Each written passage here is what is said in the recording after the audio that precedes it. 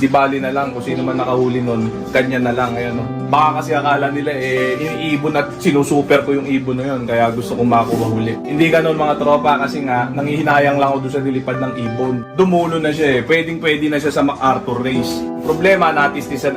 Ayun, ang gagawin ko doon, paano ba natin ilo-load yun? So, kanila na yung bahala na sila kung sino man ang nakakuha sa kanya. So, dahil nga mahilig din sila mga kinang-ibong dika nila, so good luck sa inyo. Sana pagka nagkarera kayo, hindi rin mangyari sa inyo yung nangyari sa amin, yung ginawa nyo sa mga ibon namin. Siguradong yan, mangyayari din sa inyo yan. At sigurado, hindi rin maganda yung magiging pakiramdam nyo. Mayayamot din kayo dun sa mga makakahuli ng ibon nyo. Kung kagaya ng mga ganitong case, wag na wag kayo magpapasilaw. Ibon lang yan mga tropa. Mas magandang isurrender nyo na sa tunay na may-ari. Maganda ang magiging balik sa inyo yan. Magiging maluwag pa sa kalooban nyo yan. Kaya wag pag-intrisa ng hindi atin, ha?